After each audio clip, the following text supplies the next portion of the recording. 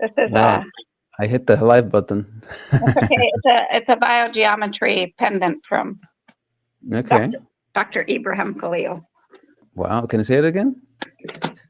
So I'll show it to now everybody will see it. Wow. It's all That's the got a lot of details. biogeometry signatures, and I can tell you, I can feel the difference.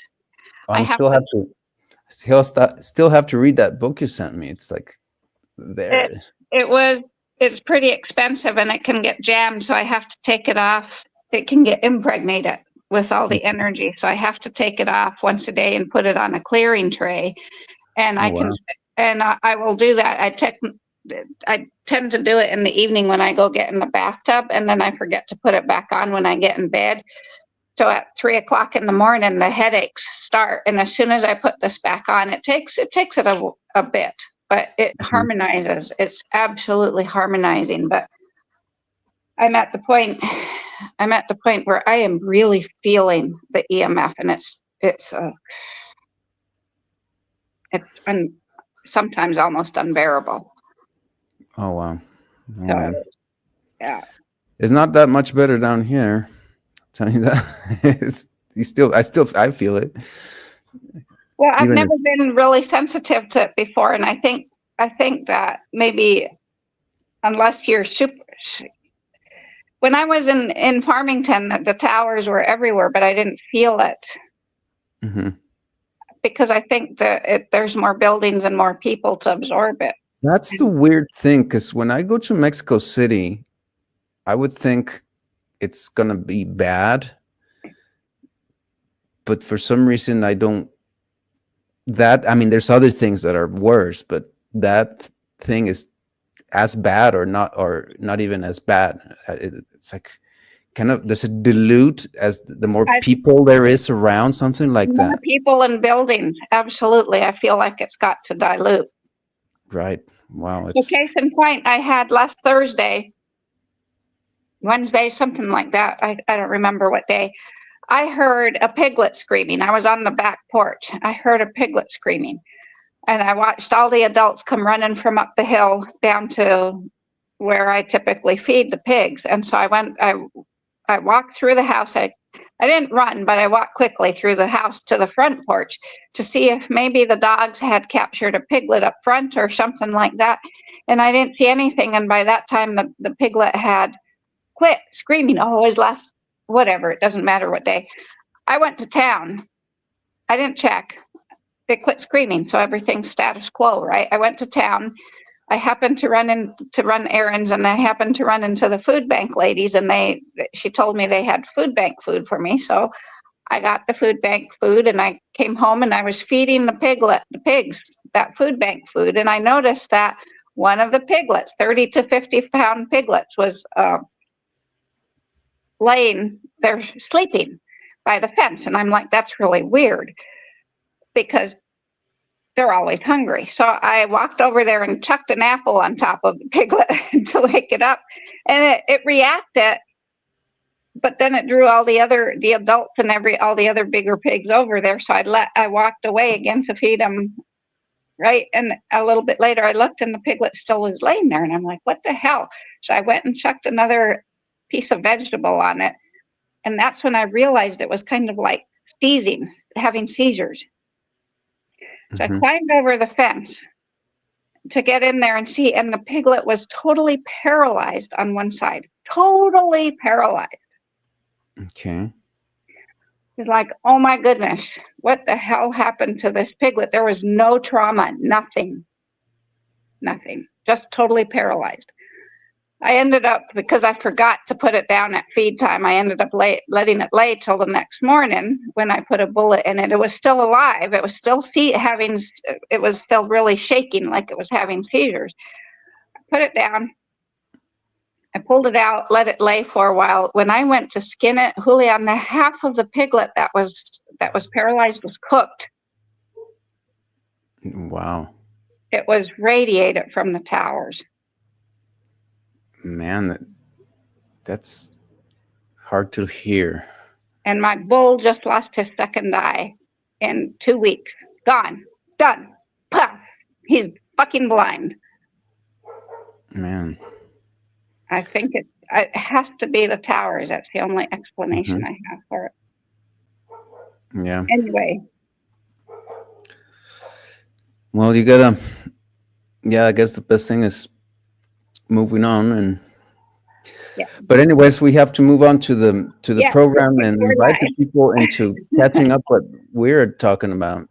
Yeah, We always start talking about many things here and before we go live. And now that we're live, we want to invite you to this conversation, the 177th conversation that we've had live every week for 1 hour.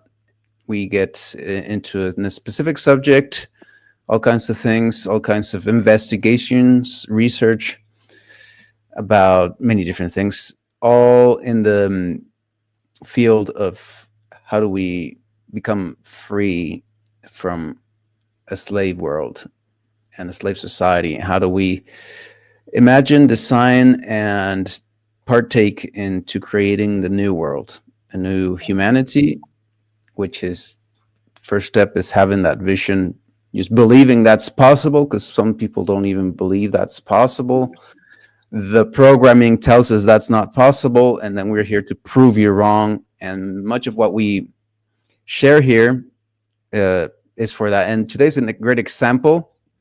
We did a series of all the bad things that happened, all the wars and the the system. way the system operates to control economically and psychologically, etc. This time, we're going to go in the good side and show you free societies that have been. Is this societies that have been here before the colony, like before they were colonized? Yes. I hope I got that right. Yeah. Okay. So Yeah. we're going to go into that, and I don't know exactly how many shows that's going to take us, but we're going to start with today at least. And so let's This go will on be with it. two, probably. Okay. So, yeah, so I brought that in while we were on the live stream for anyone coming in on the live stream. That here's the part about my pigs in the tower, so that you understand, so that people understand what the EMF is capable of. No, that's one hell of a piece of evidence and testimony and it's here recorded. It's recorded. It'll be here, and let's hope that little piglet's life is, this serves at least this, the purpose of showing the world, giving a testimony of the effects of this, and then more reasons why to get away from this, why to start something different and the technosphere and get together to fight this. Yes. Mm-hmm. Well, it's not, I mean, like Buckminster Fuller said, it's you don't fight the old, you just simply build a new that makes the old one obsolete. So anyway, so what can we be based on? Here's a foundation: is these happy, free, equal societies that are of ancient memoir, so to speak. So coming from societies based on hierarchy, the early European explorers and settlers came to America seeking kings, queens, and princes, and they believed they had found that, at least for a short period of time. But they quickly began to sense a difference because the people they were calling kings had few trappings that distinguished the king from the people they ruled. More importantly, they found out that Indian kings didn't rule, they led by mechanisms of consensus and public opinion. So the white people, the colonizers, slowly came to the belief that Native peoples lived in confederations governed by natural law so subtle, so nearly invisible, you could not tell it was there. They found that the Indians, had policies of life, liberty, happiness, and were governed by consensus with equality of property under natural right. Right. Mm-hmm. A settler wrote this: there is civil government among them, which they strictly observe and show thereby that the law of nature dwelleth in them. For they have a rude kind of commonwealth and rough government, wherein they honor and obey their kings, parents, and governors, both greater and less. They observe the limits on their own possessions and encroach not on their neighbors' dwellings. Murder is a capital crime scarce heard of amongst them. That's all in Old English, right, from a Okay. sailor. So in 1667, the Jesuits wrote of the Iroquois. The Grand Council meetings at Onondaga were held every year to settle the differences that may have arisen during the year. Dutch accounts from the 1620s gives us this insight. They live almost all equally free.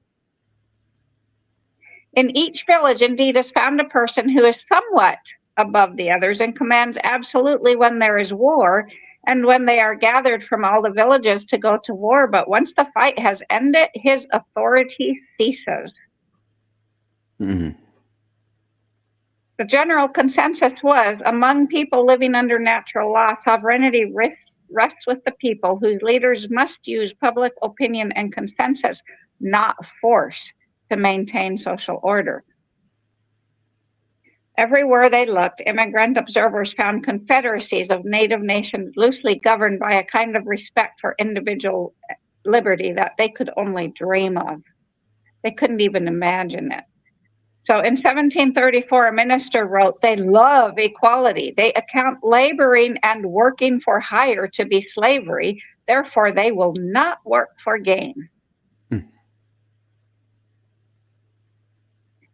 Native societies provided the new Americans with a living example of people doing their best to govern themselves by natural law.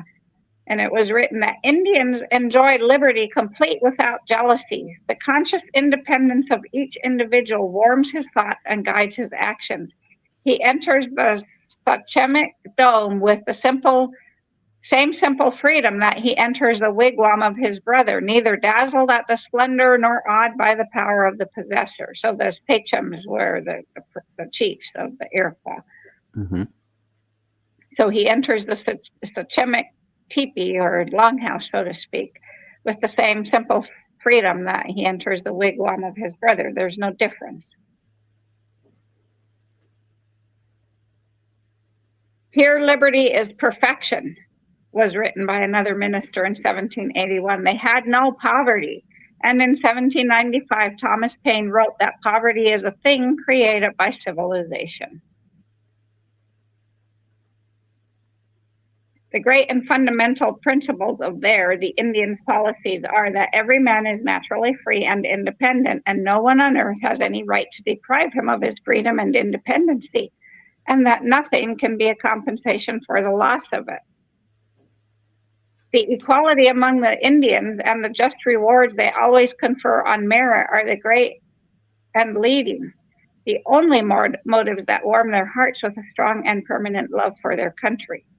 Governed by the plain and honest law of nature, their whole constitution breathes nothing but liberty. And where there is that equality of condition, manners, and privileges, as prevailed in every Indian nation and through all our British colonies, there shows such a cheerfulness and warmth of courage as cannot be described.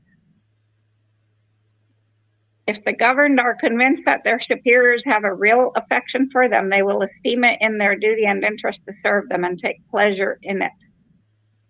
Liberty in its fullest extent is the darling possession of the Indians. To this they sacrifice everything. Their education is directed in such a manner as to cherish this disposition to the utmost. They are indulged in all manner of liberty, freedom. They experience nothing like command, dependence, or subordination. This was all written by the white colonizer settlers who came and discovered the Indians. Anthony F.C. Wallace quoted a Jesuit missionary on the Iroquois theft for liberty. There is nothing for which these people have greater horror than restraint. Another missionary, the Quaker Halliday Jackson, said much the same thing when he said, liberty in its fullest extent becomes their ruling passion. And someone else said, the Iroquois laugh when you talk to them of obedience to kings, for they cannot reconcile the idea of submission with the dignity of man. Each individual is sovereign in his own mind, and as he conceives, he derives his freedom from the Great Spirit alone, and he cannot be induced to acknowledge any other power.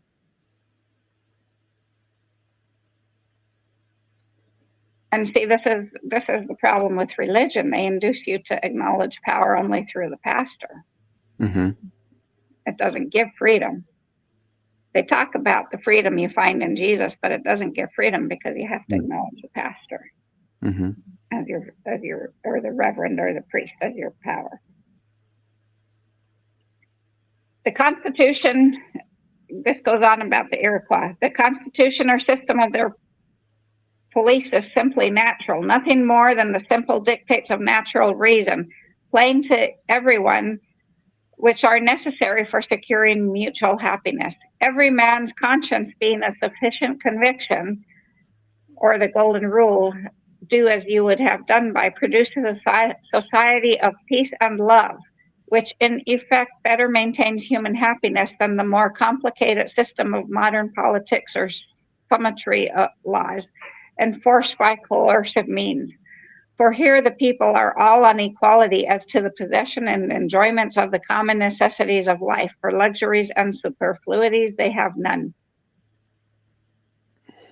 The care and labor of providing for artificial and fashionable wants, the sight of so many rich wallowing in superfluous plenty while so many are kept poor and distressed for want, the insolence of office, the restraints of custom, all contrive to disgust the Indians with what we call civil society.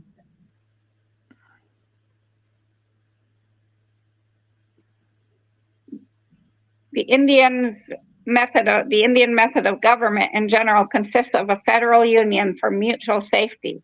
The Indians therefore have no such titles or persons as emperors or kings, or an appellative for such in any of their dialects. They have no words to describe despotic power, arbitrary kings, oppressed or disobedient or obedient subjects.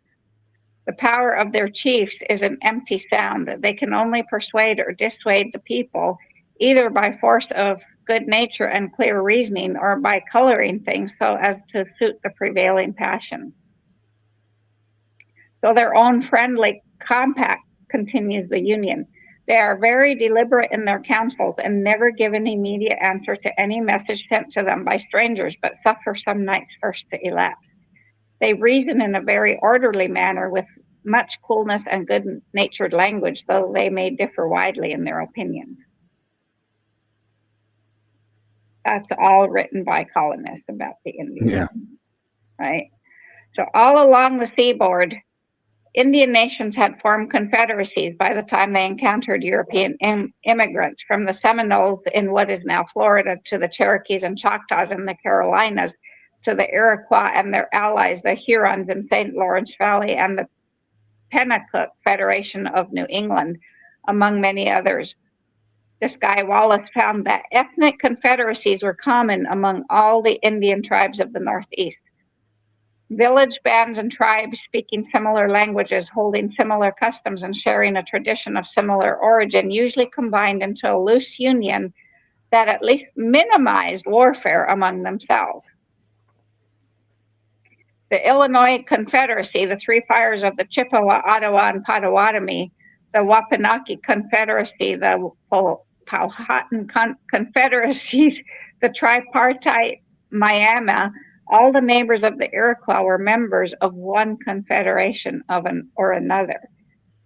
How did these native confederacies govern themselves? Each had its own variations on the common theme of democracy and councils, but most were remarkably similar in broad outline.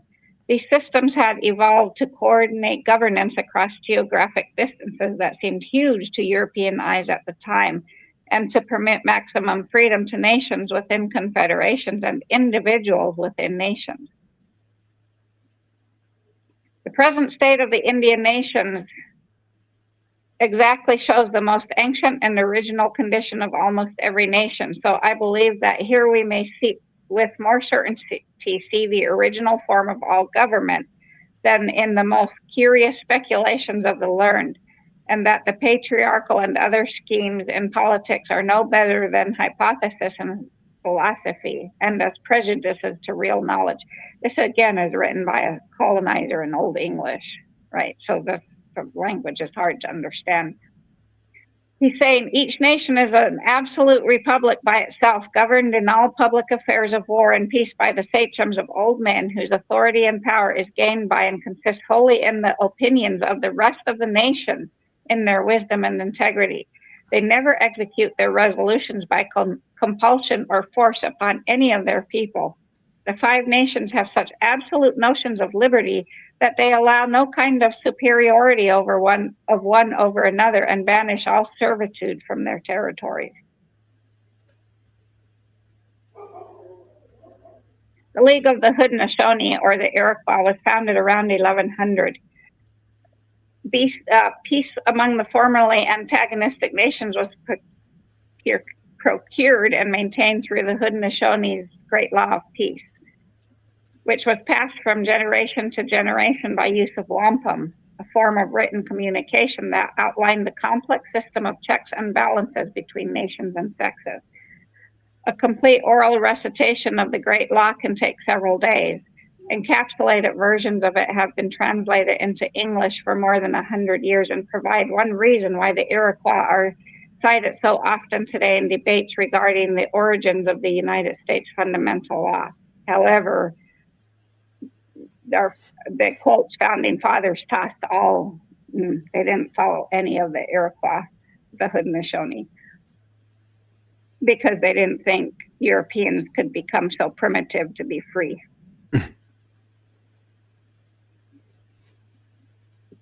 Each of the five nations maintained its own council. The sachems or chiefs were nominated by the clan mothers of families holding hereditary rights to office titles. The Grand Council at Onondaga was drawn from the individual nation councils. The Grand Council could also nominate sachems outside the hereditary structure based on merit alone. And these sachems were called pine tree chiefs and were said to have sprung from the body of the people as the symbolic great white pine springs from the earth. Rights, duties, and qualifications of sachems were explicitly outlined, and the women could remove or impeach a sachem who was found guilty of any number of abuses of office, from missing meetings to murder. An erring chief was summoned to face charges by war chiefs who acted in peacetime as the people's eyes and ears in the council, somewhat as the role of the press was envisaged by Jefferson and other founders of the United States. A sachem was given 3 warnings, then removed from council if he did not mend his ways. A sachem guilty of murder lost not only his title, but also deprived his entire family of its right to representation. The women relatives holding the rights to the office were buried, and the title was transferred to a sister family. Buried is not literal. The Great Law stipulated that the sachems' skins must be 7 spans thick to withstand the criticism of their constituents. The law pointed out that the sachems should take pains to not become angry when people scrutinize their conduct in governmental affairs. They were not allowed to name their own successors, nor could they carry their titles to the grave. The Great Law provided a ceremony to remove the title from a dying chief. The Great Law also provided for the removal from office of sachems who could no longer adequately function in the office. And it also included provisions guaranteeing freedom of religion and the right of redress before the Grand Council. It also forbade unauthorized entry of homes, which is what we're seeing absolutely being done right now. Mm-hmm. The Iroquois Confederacy is fundamentally a kinship state. The Iroquois are bound together by a clan and chieftain system that is buttressed by a similar linguistic base. However, the League of the Iroquois is much more than just a kinship state. Through the hearth that consisted the fireplace, so to speak, that consisted of a mother and her children, women played a profound role in Iroquois political life. Each hearth was part of a wider group called an Otenaire, and 2 or more of them constituted a clan. So we see, as I studied in the Himalayas, they have the same thing, something similar. The word Otaner refers to the family heirs to the chieftainship titles of the League, and the 50 authorized names for the chiefs of the Iroquois passed through the female side of the Otaner, however you say that. Mhm. And those women selected one of the males within their group to fill a vacated seat within the League. Such a matrilineal system was headed by a clan mother. All the sons and daughters of a particular clan were related through uterine families that lived far apart. In this system, a husband went to live with his wife's family, and their children became members of the mother's clan by right of birth. So through matrilineal descent, the Iroquois formed cohesive political groups that had little to do with where people lived or from what village the hearth originated. The oldest daughter of the head of the clan sometimes succeeded her mother at her death upon the judgment of the clan. All authority sprang from the people of the various clans that made up a nation. The women who headed these clans appointed the male delegates and deputies who spoke for the clans at tribal meetings. After consultation within the clan, the issues and questions were formulated and subsequently debated in council. Iroquois political philosophy was rooted in the concept that all life is unified spiritually with the natural environment and other forces surrounding people. They believed that the spiritual power of one person is limited, but when combined with other individuals in the hearth, Otaner, or clan, spiritual power is enhanced, which is absolutely true. That science has proven that. Mm-hmm. Lynn McTaggart, with her book, The Power of Eight, she absolutely proved that. So whenever a person died, either by natural causes or force, through murder or war, the public power was diminished. To maintain the strength of the group, the dead were replaced either by natural increase or by adopting captives of war. Natural increase would be births, right? Mm-hmm. This practice of keeping clans at full strength through natural increase or adoption ensured the power and durability of the matrilineal system as well as the kinship state. And here we are, such isolationists, thinking that, there's more power in being alone. Mm-hmm. Childbearing was an important way to instill political philosophy in the youth of the Iroquois. The ideal Iroquois personality was a person that had loyalty to the group, but was independent and autonomous. Do we have any concept of this today? Yeah. No, we don't. Iroquois people were trained to enter a society that was equalitarian, with power equally distributed between male and female, young and old, far superior to Euro-American society. European society emphasized dominance and command structures, while Iroquois society was interested in collaborative behavior. Since Iroquois society prized competence as a protector provider more than material wealth, Iroquois children were trained to think for themselves and yet provide for others. That concept is so incredibly lacking. Okay. Think for themselves and provide for others. Yeah. The Iroquois were a special kind. It wasn't like every single one of the people. Yeah, no, they were most well known, but from the research at the Cherokee, they all had their own system similar. Yeah, they have very similar things, and compared to the colonial world, they're pretty close together. But I have the feeling that the Iroquois were more exemplary than anybody else. Yeah. The Iroquois did not respect people that cowed to authority and were submissive. Iroquois culture could loosely be called a shame culture because the emphasis was on honor and duty, while European culture was more of a guilt-oriented, since the emphasis was on authoritarian hierarchy and advancement through acquisition of property, status, and material possession. So a shame culture is you shamed your family, you shamed your clan. right? You diminish the power. That was Mhm. the shame. Whereas guilt is, hey, you were going to fucking put you in jail, basically. Mhm. With this approach to authority, Iroquois society had none of the elaborate mechanisms to control and direct the lives of the citizenry.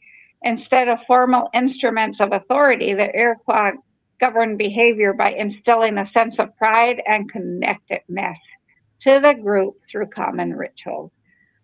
Ostracism and shame. That's why, especially in the Navajo, they say he acts as if he has no family, or she acts as if she has no family when one of their tribal members does something fucks up, Mhm. right? It's not the mother and father family they're talking about. It's the whole nation family, the whole group. You just let us all down, every single last one of us, Mhm. right? Ostracism and shame were the punishments for transgressions until a person had atoned for their actions and demonstrated that they had undergone a purification process.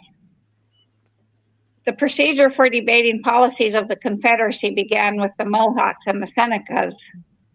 The Mohawk Senecas and Onondagas were called the Elder Brothers.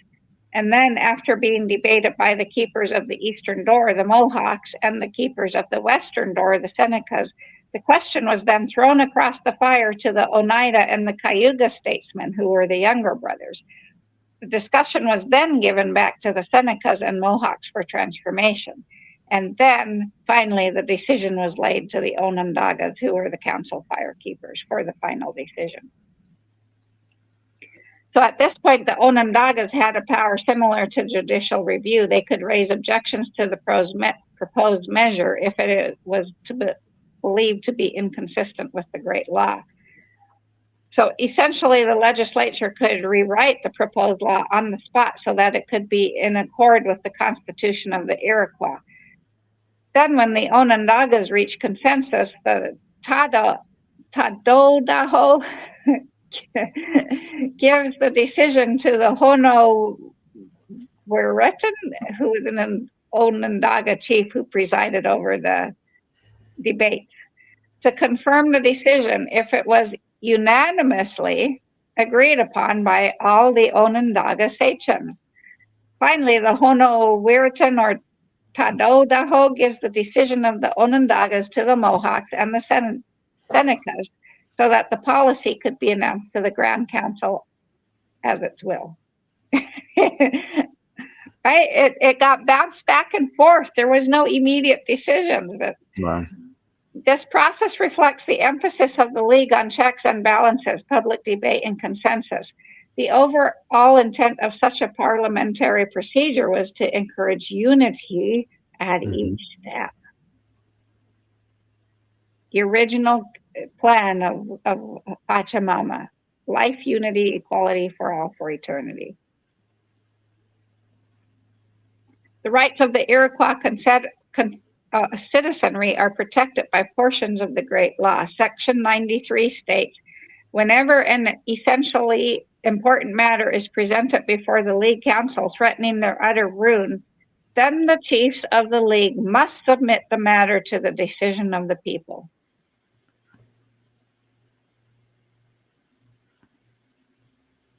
The people of the League can also initiate impeachment proceedings, treason charges, and alert the council to public opinion on a specific matter. The Iroquois people also have the power to remove their sachems. So, upon the death or removal of a Confederacy chief, the title of the chief reverts to the women in his clan. The women protect the title and determine who will assume the position of the chief. As in the power of removal, the women have the first priority in the installation of the new chief.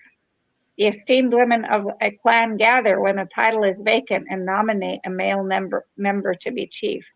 And then next, the men of the clan must give their approval. After this process, the nomination is then forwarded to the Council of the League, where the new chief is involved. So we can see a little bit of this structure in American government, but yeah, first of all, there's no women in American government. There are, but there aren't. So Iroquois people can have a direct say in the formulation of government policy, even if the sachems choose to ignore the will of the people. The Great Law of Peace provides in Section 16 that the people can propose their own laws when the even leaders fail to do so. And it states, if conditions arise to change this law, the case shall be considered, and if the new beam seems beneficial, the change, if adopted, shall be called added to the rafters. They call their laws beams. So if they adopt, so in the Constitution, the American Constitution, it was ratified, and in the Iroquois Confederacy, it was added to the rafters, holding up the roof of the house, right? If the council would not act on the will of the people, sachems faced removal under other provisions. Through public opinion and debate, the Great Law gave the Iroquois people basic rights within a distinctive and representative governmental framework. The Great Law dissolved disputes by giving all parties an equal hearing. The Grand Council often functioned like a think tank. Above all, thinking was an activity that went on underneath the great tree. For the Iroquois, the more thinkers that were beneath the great tree, the better. And this process is in marked contrast to the European hierarchical political and educational traditions, where only one person gets to sit under the tree, so to speak. So the League of the Iroquois was a family-oriented government that had a constitution with a fixed corpus of laws that was concerned with mutual defense. Through the elimination of the clan blood feud, the state was given a monopoly on legally sanctioned violence. This process brought peace through a fundamental social contract. The Iroquois were not inclined to give much power to authorities because of the basic psychological attitudes instilled in their people. So unity, peace, and brotherhood were balanced off against the natural rights of all people and the necessity of sharing resources equitably. Mm-hmm. Unity for mutual defense was an abiding concept within the League. Iroquois imagery of unity was a bundle of 5 arrows tied together to symbolize the complete union of the nations and the unbroken strength that such a unity portrays. With the strength of many comes peace for future generations. They also had built-in checks and balances through the process of consensus, removal, and public opinion. The notion of federalism was strictly adhered to by the Iroquois. The hereditary, it's used here in the Iroquois sense because the clan mothers inherited the right to appoint and remove peace chiefs to the Confederacy, though, so they weren't necessarily blood related, right?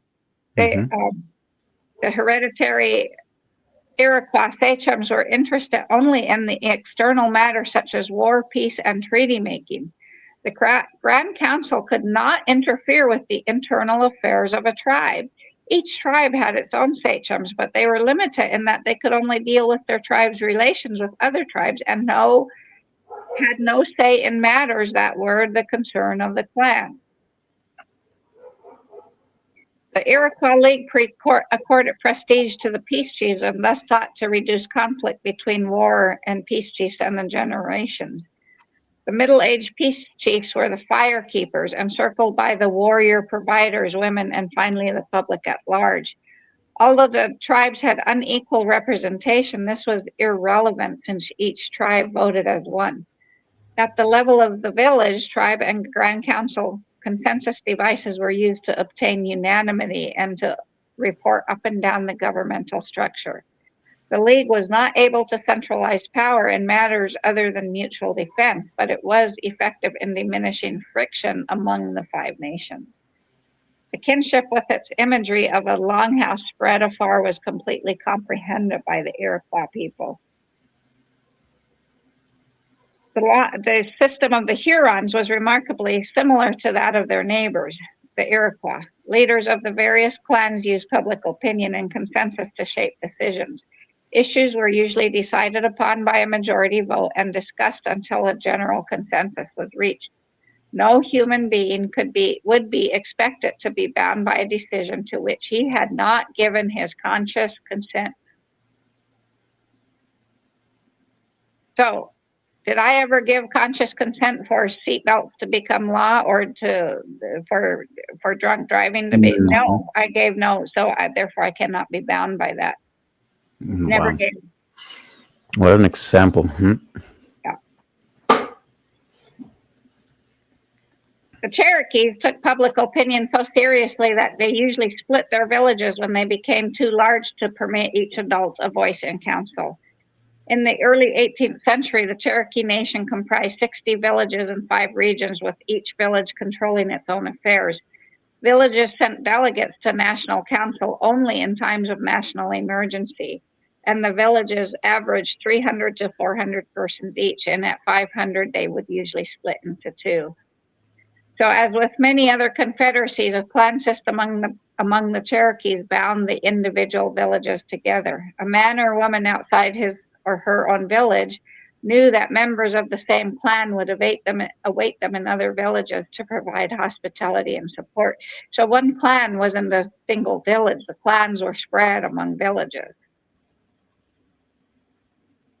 The clan system cemented the Confederacy, giving it a strength and enduring quality that prevented a high degree of local autonomy from degenerating into anarchy. In village councils, each clan caucused before decisions were reached by consensus in a general session. And now, subjugation, this is a white colonizer said, subjugation is what they are unacquainted with.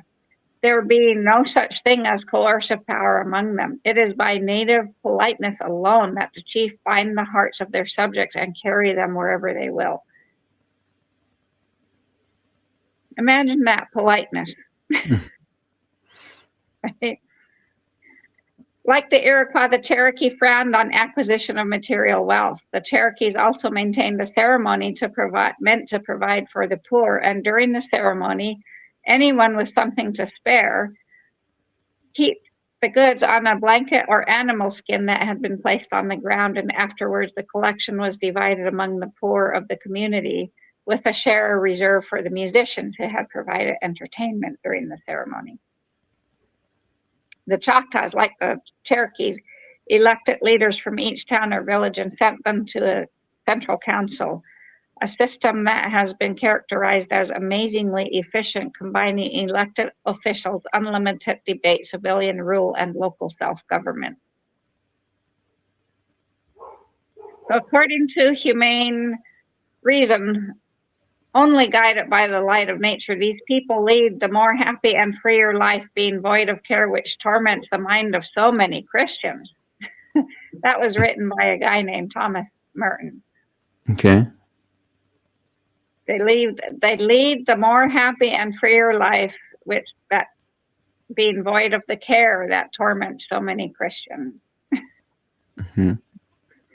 The English had been watching America unfold before their eyes for a century when John Locke published his 2 treatises on government in 1690, in which he emphasized that the natural peoples lived in a state of liberty, but not license. He said, we must consider what state all men are naturally in, and that is a state of near perfect freedom, to order their actions and dispose of their possessions and persons as they see fit within the bounds of the law of nature, a state also of equality, wherein all power and jurisdiction is reciprocal, no one having more than another, there being nothing more evident than the creatures of the same species and rank, born to the same advantages of nature, and the use of faculties should also be equal one amongst another. But though this is a state of liberty, it is not a state of license.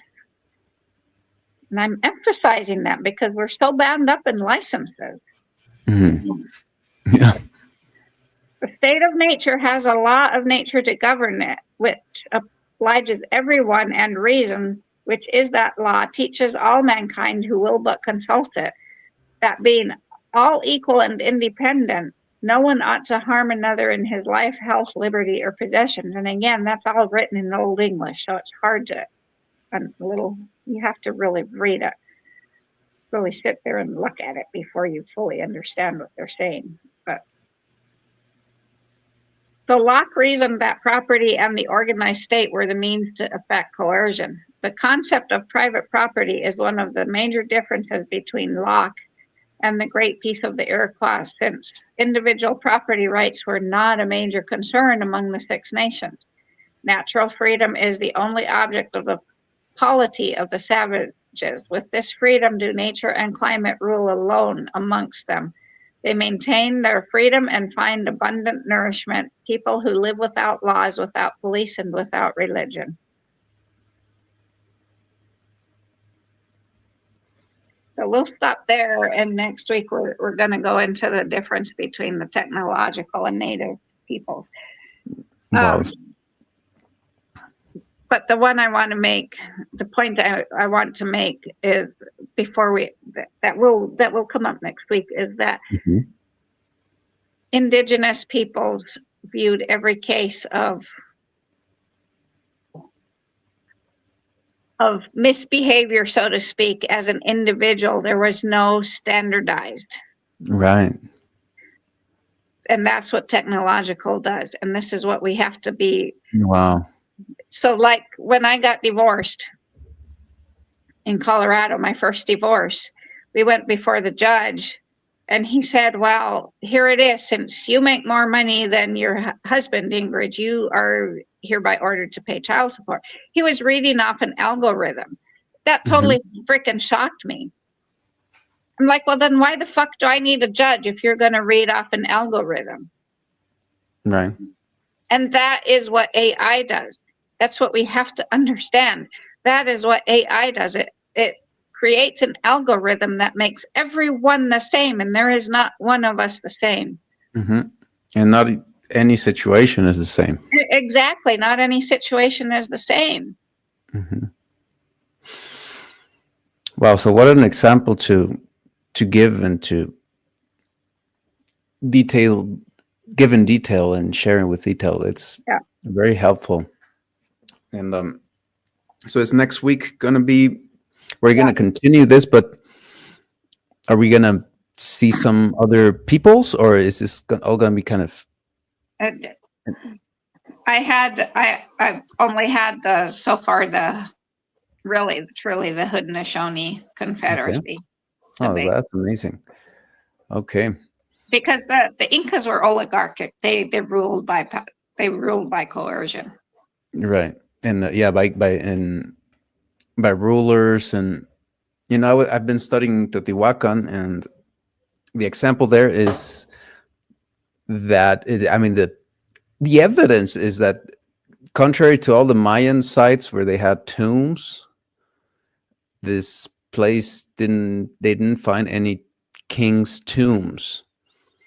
So from that, they suppose it was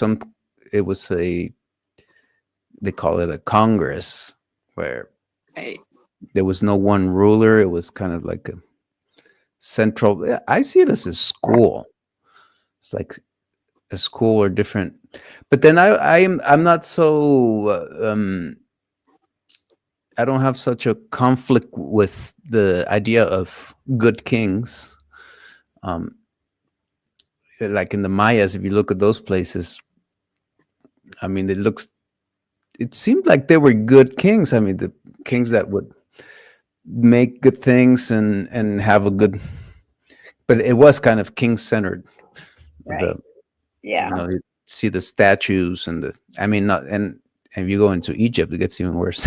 Well, and there absolutely are. There are absolutely good kings. I saw that in the hierarchy of the military. There were amazing officers who led with non-coercive power. Right. Right. So to speak, but they didn't last long because they didn't kiss ass. Okay. So it doesn't. Yeah. A subdued leadership is no leadership, I guess. Yeah. Okay. So this is all very interesting for conversation. And we invite anyone wanting to join this conversation or join this action or join this work in this lab and this working experiment, to join us, be it through chat, through message, through the webpage, wherever you wish to, in whichever way you wish to. Well, and Come that's join what it's going to be with our Owl Council House training program. Is every, we got to understand natural law first of all, and then every land area, every marca with however many IUs or communities, villages, farming villages, feeding that are growing food to feed each other, so that we make sure they will all have their own governance. And I see us coming up with something like the League of the Haudenosaunee, with the Grand Council of the Onondaga. But we're going to have to come up with that together. It's not going to be imposed by me or any, it's going to come from us listening to Pachamama and our inner guidance system. As we learn to walk away from the technosphere that controls us. Right. And as it seems like it would be such a hard thing to do, but then in fact, it's natural. It's simple. Yeah, it's actually very natural. Yeah. It's just, you just have to have the willpower, and make the decision. I used to love that. Those times when you talked about making the decision, you just got to make the decision to walk away. Yeah. Yeah. So we invite people to make that decision. Yeah. To wake up to this stupid nightmare that we have all conjured with we have to understand, and we do this without taking shame, without taking guilt, a load of guilt on, with everything we purchase, we are still conjuring up this system. And that's how we need to stop participating. And then it's a process, but then there's a first decision, it's a process. Right? It's gonna take a walking away. That's why it's so embedded in us. But we have to first wake up and say, yeah, no, I don't want this nightmare anymore. Yep. That I have created. That's what we have to understand. While there are 150 white men at the top of the pyramid that make all these decisions of imposing misery, we still have the power to say no. And we don't have to listen to them. We just have to come up with enough self-esteem to say, yeah, fuck no, I'm not going to continue dreaming this into being. And then the guidance comes so that the deprogram, which is a whole process of seeing how we've been transformed into them in a way, like we've been programmed. Oh, well, speak a lot about that, how the this archons or these entities, they put us their minds, so it's a whole process of, I think it's more, rather than the concept of archons goes back to the same concept of the devil of the Christian belief, and I don't believe there is. They don't use that word. Actually, I used it. They use inorganic beings. That's the word they use. Right. I think right. That's right. That's where that came from. That's right. You just filled that space in for me. Pixelated that picture, that piece of the picture. It's and these inorganic beings or demons or archons or devil, that however we like to say it, that we want to give all our power to influence us, is actually our platforms. That's all they are. So I was just listening to this. I do this Japanese yoga, and it came about by this Tempu Sensei guy from World War I time frame. And he's saying, if you're sad, then be sad tomorrow, because today is filled with radiant light illuminating you and everything else. Tomorrow never truly arrives because it's always in the future. So what he's saying there is the thought forms that we love to cling to. I mean, I find myself imposing misery on myself so much of the time. Those are my own devils. Those are my own demons. Those are my own inorganic beings that I create with my thought forms, right? Mm-hmm. But then that you're in the process of, you don't get rid of them, but you learn to not be controlled by them. Exactly. Exactly. But what we also don't understand is that when we don't instantly take back that thought form or put space between it, right? If we feed it, it grows and it goes out there in the ether. Right. And it joins because there's so many of us that have the same thought forms, because we've been taught that we're these stupid, greedy ass people that aren't good at all. Yeah. Right. So there's so many thought forms that then the combined thought forms absolutely can take on demonic quality. Yeah. Okay, so much to talk about, and this is what we talk about here. So be welcome next week to come and join us, and be welcome to join us outside of the conversation at any time. We will be here for you. Yeah. And with that, we'll see you next week. Yeah. Next week at 8.